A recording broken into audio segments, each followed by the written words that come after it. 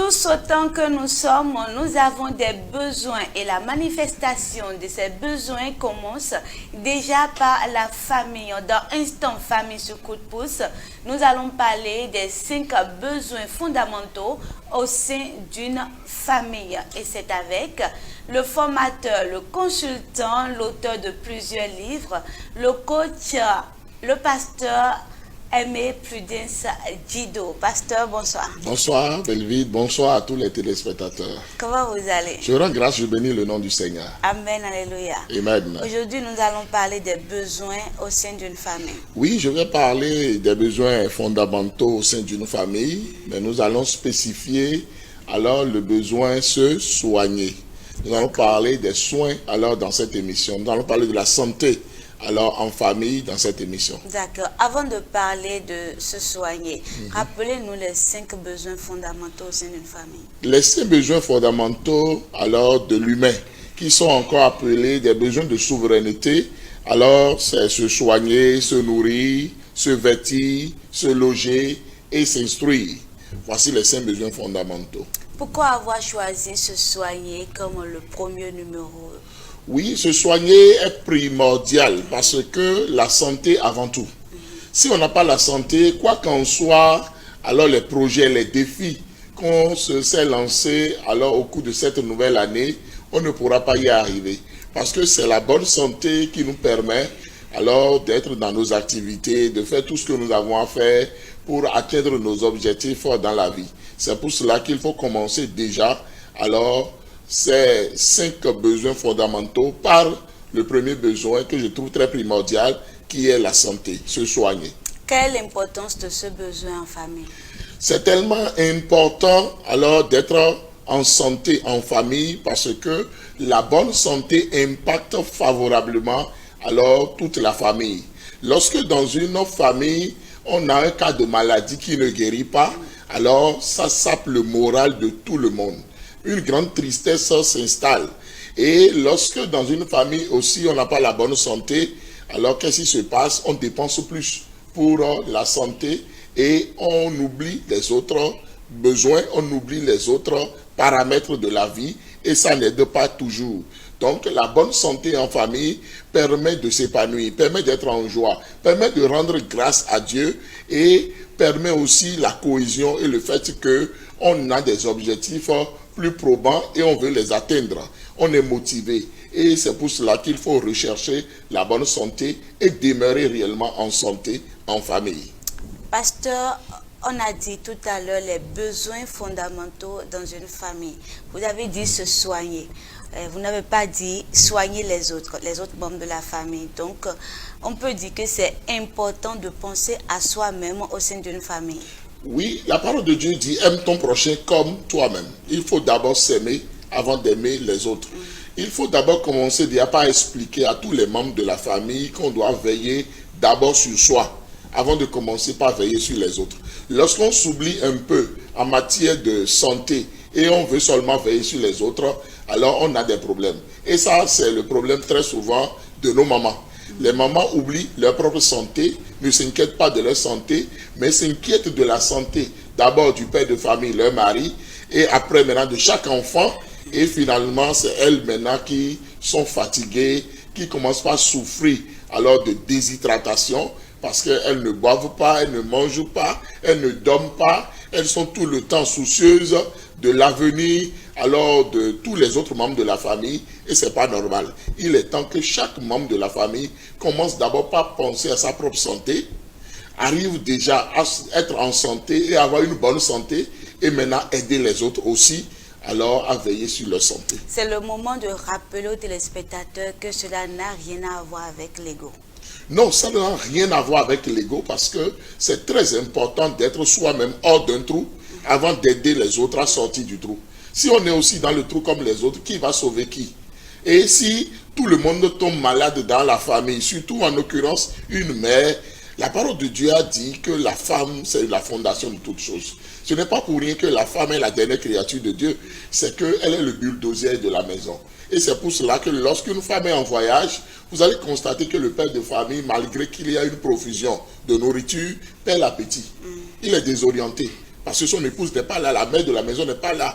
Tous les enfants sont tristes, perdent leur joie, simplement parce que la présence d'une femme, d'une mère au sein du foyer, c'est vraiment la stabilité. Et c'est pour cela que c'est très important que chaque membre de la famille, alors, ait cette fierté-là de rechercher la santé. Et de rechercher d'abord sa propre santé et veiller aussi sur la santé des autres. Que faire maintenant pour maintenir la santé au sein de toute une famille? Il faut d'abord commencer par prioriser la communication. Il faut d'abord communiquer alors de façon ouverte et honnête par rapport aux problèmes de santé. Quels problèmes avons-nous alors liés à la santé de chaque membre de la famille? Il faut en discuter.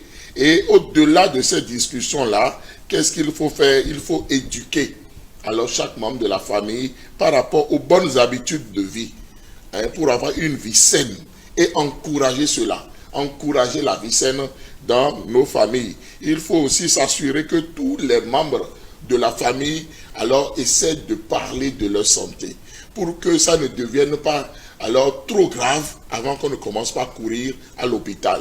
Et il ne faut jamais négliger la santé de qui que ce soit au sein du foyer. Il faut mettre d'abord des stratégies de prévention en place pour que la maladie ne s'installe pas. Déjà, lorsqu'on parle du paludisme, il faut que dans une maison, dans une famille, il y ait de moustiquaires pour tout le monde, pour protéger contre les piqûres de moustiques. Il faut qu'il y ait de la propriété dans la maison pour que les eaux qu'on utilise ne soient pas des eaux infectées, pour que la malpropriété n'amène pas alors la maladie au sein de la famille. Il faut aussi installer un climat de convivialité, d'amour, de joie, pour qu'il n'y ait pas le stress. Parce que beaucoup de maladies dont souffrent les familles, alors viennent de beaucoup de choses que nous-mêmes nous installons. Et il faut veiller sur tout cela pour éviter alors ces problèmes, pour que la maladie s'éloigne des familles et qu'il y ait maintenant la bonne santé. C'est très important de le faire. Et c'est normal aussi d'encourager une bonne alimentation. Parce que la bonne alimentation, c'est d'abord le premier médicament de l'humain. Lorsqu'on ne mange pas bien, sûrement, on aura des carences. Et ces carences-là ne vont pas aider à la bonne santé. Donc c'est pour cela qu'il faut bien s'alimenter au sein alors des familles.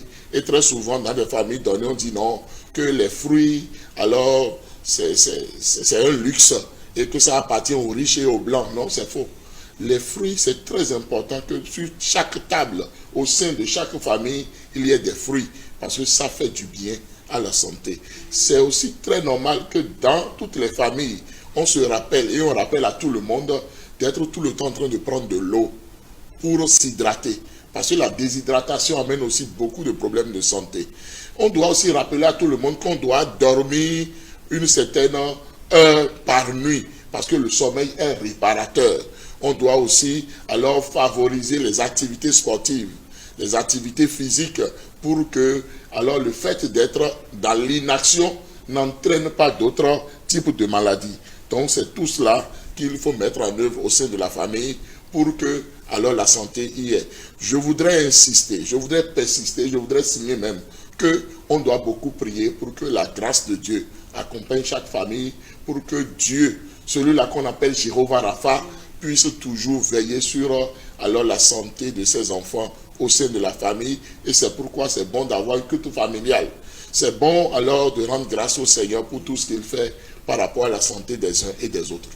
Merci pasteur, un message de fin. Je voudrais alors lancer un message très vibrant à toutes les familles de la terre pour dire que on ne doit plus négliger la santé de qui que ce soit au sein de la famille. On ne doit pas remettre à demain ce qu'on doit faire aujourd'hui. Je donne un exemple, par exemple, d'une femme qui souffrait d'une douleur alors dans le visage. Et c'est après 7 ans que son mari l'amène à l'hôpital. Et on constate que la douleur s'est développée pour devenir cancer. Wow. Malgré les maintes opérations, la dame en est morte. Ce n'est pas normal de négliger la santé de qui que ce soit au sein de la famille jusqu'à ce point. Mais ayons confiance en Dieu, ayons foi en Dieu et prions lorsqu'il y a des cas de maladie dans nos familles. Et n'oublions pas aussi de faire ce que nous avons à faire, de consulter des spécialistes pour pouvoir vraiment traiter à temps toute maladie qui se déclare. Mettons en place aussi des stratégies préventives pour éviter alors tout ce qu'on peut éviter pour qu'il y ait la bonne santé au sein de la famille. C'est de ça qu'il s'agit. Merci beaucoup, pasteur. C'est le moment d'envoyer un message en langue locale. Et bien, mi rohodo edo ne na blog mo na do la mesi ho sindagbe. Do famille me tome do wendo me tome eji mi rohodo do e don tell to e. Nu mi te don li de bu ro ho me bo bana blo de bu bo mi ma don la mesi ho sindagbe a. Mi na si uchite lo bna wa so mi ton. Mi si uchite lo bna blo de bu a. Bon wendo de me we azon ka jija ido e no vo wendo e ne o me a. Li pono super wendo o me. E no bu a wa jije do wendo e ne o me. Ba kwe de bu de mo to do ho je no so yi. Akwe de karasi so idodo ko yo wetenu na mokwe bona wa ndo wetenu na mokwe bona inu kondo ene otu dan me o grandi holobo wendo ro de me mi de mi do na tekpo lo bona wa so don la mesi on sindagbe mi tele de sono tonji chobo na level do honu mele do mi le no hodo ezane di modo jire o vinole yete no edile ne papa na blo mo na fon ganji ne vile do ko fongbon ene no venu no mi ton le kaka lobo yedile so no ede monoje nchi ko sin horoji monoje o ason sin horoji do nte otu e no ni pon mebo e no damlo a e no dunu a e no nusia kan di holobo do pro mi ton le mi na chite don la mesi on sin agbe mi tonji bon won do mi ton le me mi do na no do ho lobo nu nde ti lobo la chite de wa so po e ni chite de e ma na be kan no eni glo afokpo tapo chobo e na do ne mi kan blogbon e vivia mi kan ni ma on pe de do jire ma wo eyin ason gbo to da ho poisson debout de wa won do mi tole me famille mi tole me mi na se khule mawo eye me no Jehova Rafa e na poisson le bula go alo nu mi amo de yin mi ton mi de su mi do na blo do nu mi se khule foson eni o di on mi do na do mudo de mer ko na do ro pe gbe o ne me le do mudo me gbon ne mi ro nu wa gbon ne mi ro nu du gbon e do nu dudu eyin atike mi ton ko ton won do mi tole me mi ko no do nu ganjia atiku si se ne le wedele no medele no oh yo vo le sinu eyin ne yo vo sinu a la mesi on si dagbe mi ton si nwe ne mi no nu sin bon wendo lebe ne mi no dam no bon do wendo lebe en le bi ku mi do la tempo le bona wa so si en le bi ku o ma o si fe do na no po ha mi bon la mesi on si dagbe na tinu wendo ropo. Merci beaucoup, pasteur. Merci. Nous allons finir ce numéro par votre présentation. Donc, vous allez vous représenter à nos téléspectateurs. Je suis le révérend Chido Prudence Aimé, je suis pasteur Assemblée de Dieu, je suis psychosociologue de formation. Je suis coach, je suis consultant, je suis formateur et je suis consultant en développement personnel, en question d'entreprise et en question de famille. Auteur alors de 12 livres déjà publiés et lancés.